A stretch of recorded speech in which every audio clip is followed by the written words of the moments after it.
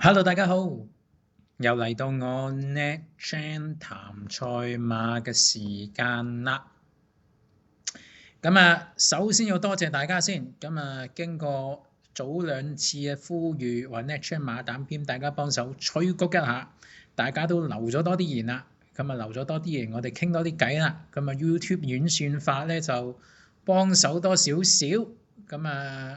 加上可能新年期間大家都係唔係有太多活動啊，都早咗睇馬。咁我而家 Nat Chan 馬膽嘅 view 數而家喺8點零啫，夜晚都有1800 view 啊，好似咁1800 view 咁應該開跑前咧都有機會去到3000嘅啦。咁我所以就都按捺不住啊，自己都諗住即刻拍定冷腳 upload 俾大家，再慢慢度啦。大家記住留意。千祈唔好因為一次嘅勝利咧，我哋就鬆懈。嚟緊嗰啲 Nat Chan 馬膽咧，繼續催谷，咁就更加完美啦。咁大家都知我未度晒馬嘅，但係立咗都大部分啦。咁首先個感覺嚟講，聽日啲馬咧有得度下嘅，要度下嘅係唔係咁簡單？我覺得。好多場都又似是而非啊，熱門又幾均勢啊，啲馬等等啦。咁所以如果大家有心度啊，度到啲正嘢出嚟，應該都幾好玩嘅。咁大家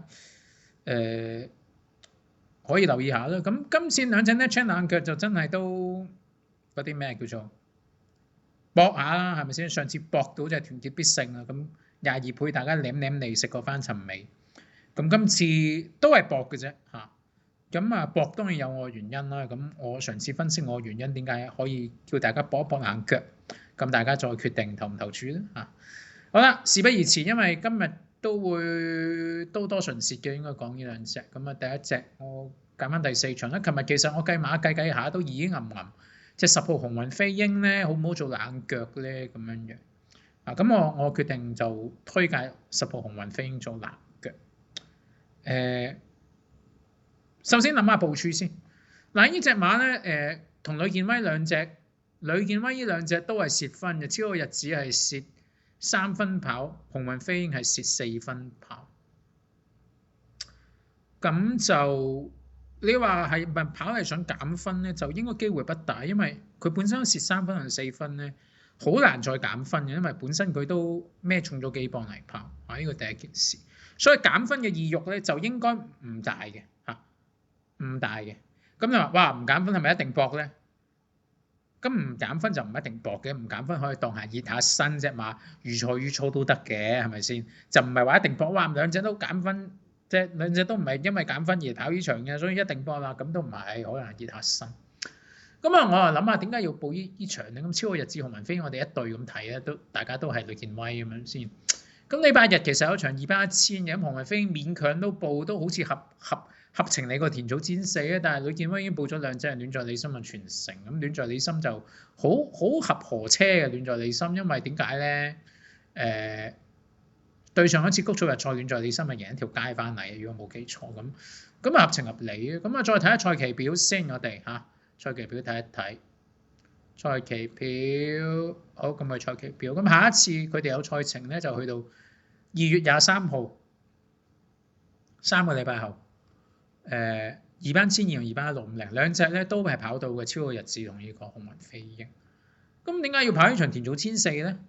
呢場賀年杯咧咁你話係咪馬主想入場？喂，賀年氣氛打起啦，而家冇咗呢回事啦咁所以咁得兩個原因咧，一係就為3個禮拜後嗰場熱身，一係就都係搏實咁樣咁我相信就。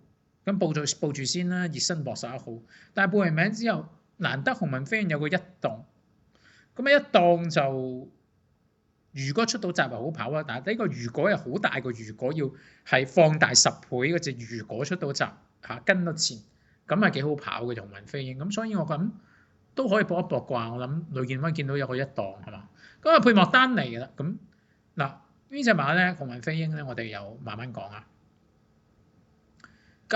陳嘉熙夾住潘明輝啊！陳嘉熙嗰兩場咧就完美配搭，兩次都係輸得好遠嘅，咁就咁所以一陣間再睇睇佢上一場陳嘉熙點跑。跟住兩場潘明輝都係跑得好嚇，算係咁，即係幾夾呢隻馬。咁點解呢場唔用潘明輝啊？咁啊潘明輝跑咗健快劣5嚇，咁係咪冇其他騎師啊？咁的確就唔算有太多騎師嘅，一3磅嚇，因為本身蝕磅嘅113磅騎師唔係太多，咁用阿莫丹尼，咁啊可能有啲加里嘅效果啊，加里有咩效果啊？冷嘅效果咯，係咪先？好啦，咁啊而家我哋就講下，喂，我首先睇翻上次點跑先，呢個陳嘉熙嚇田草1200檔。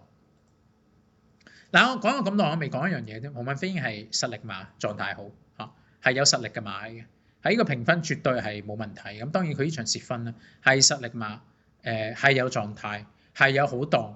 咁何樂不而不為去搏咧？咁啊實力嗰樣我講完啦嚇。咁去到呢場鴻運飛鷹，咁呢場馬有隻加州星球喺度咧，大家跑嚟咧都好似亂嚟咁啊，有啲好多馬喎。咁其中一隻鴻運飛鷹咧8檔，佢出閘一定係呢場咧出閘都係唔快嘅。而家佢出閘咧唔會係好快嘅馬嚟㗎啫，即係佢唔落後太遠咧都算萬幸㗎啦。其實而家咁出閘唔快，佢唔係慢閘棘住咗，但係佢係一出閘個 speed 咧係個速度唔快，跟住咧陳嘉熙都喺度輕輕推騎，即係冇諗住搶前嘅，因為咁都唔怪佢嘅，前面一埲牆，咁冇諗住搶前嘅，留到尾3，鴻運飛鷹留到尾3喎嚇，呢啲都聞所未聞咧，跟住嗰度都有少少歪一歪個頭啊，咁啊入到直路咧更加係可以拉齊咯，鴻運飛鷹呢場嚇，咁今次真正獎1400，咁我唔講翻呢場陳嘉熙1400呢場啊，咁大家可以撳翻嚟睇咧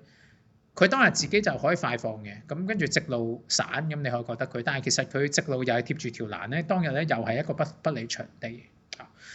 好啦，咁講完咁多，咁1400有冇問題咧？我覺得呢隻馬1400唔會有問題，呢隻馬其實落腳都慢咗，韌力都係不嬲係強嘅馬，咁我覺得1400米咧唔會係一個問題嘅，咁只要佢出閘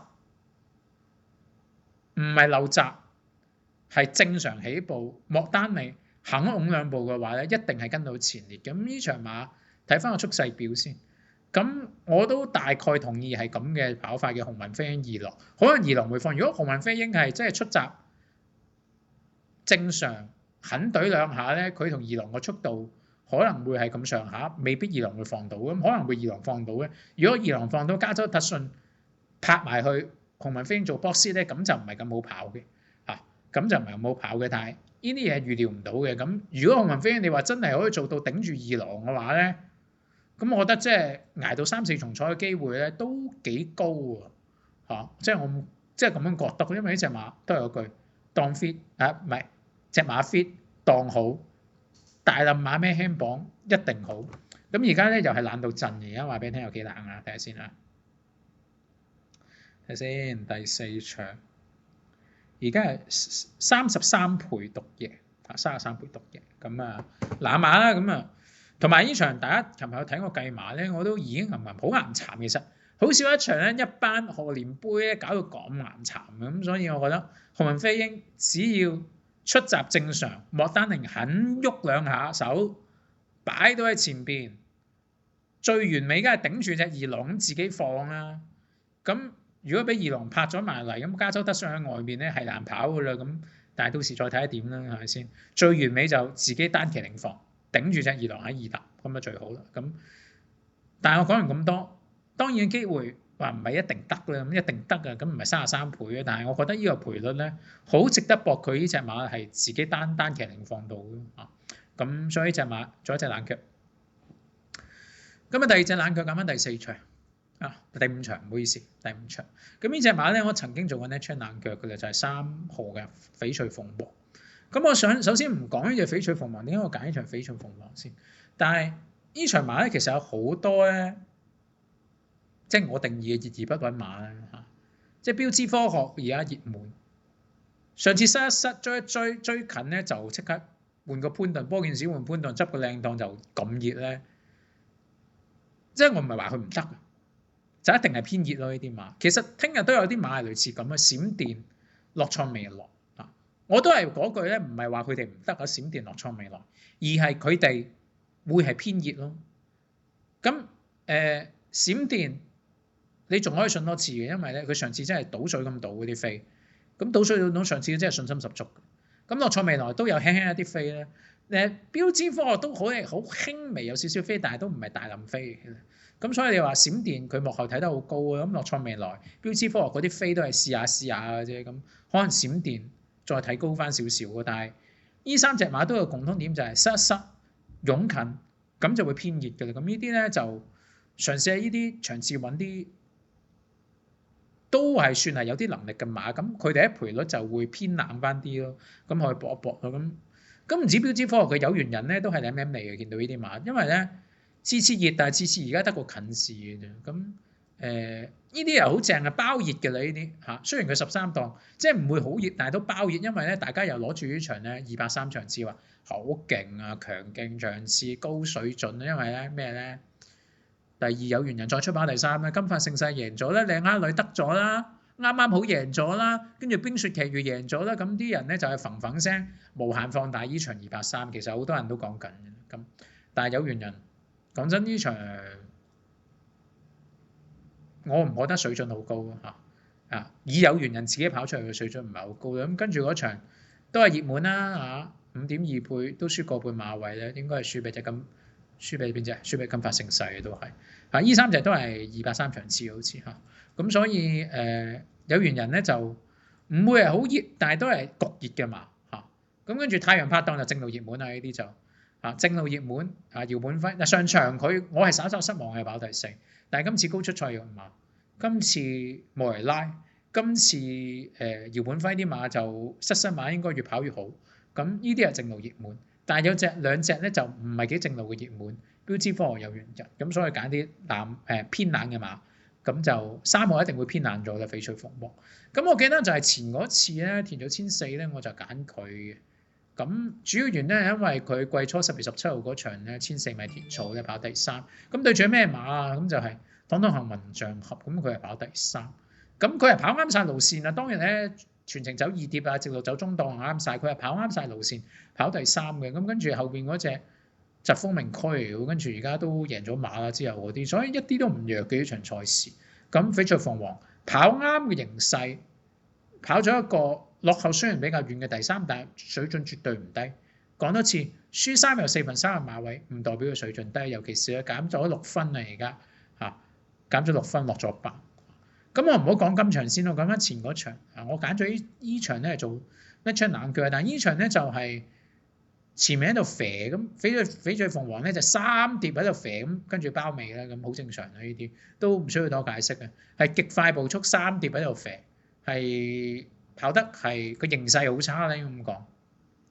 咁佢上場跑掹場跑1600不應該就唔係幾啱嘅路程啦，自己放到頭，但係直路都埋咗一個係不利嘅場地，直路貼埋不利嘅。當日直路外邊好啲嘅，跟到話年下運慶高賽全部喺外邊冚嘅呢啲嚇。咁直路裡面係唔好嘅，咁佢係延長1600，咁直路裡面唔好都即係唔係輸到得晒碌咯，輸4個馬位咯，咁其實都唔錯，再減多2分。咁而家去到56分，咁檔位就8檔恰可啊！如果睇速勢圖咧，咁我都同意呢個圖嘅。咁翡翠鳳凰可能八卦未必喺前面呢個位，可能係太陽拍檔喺呢個位，我唔知啊。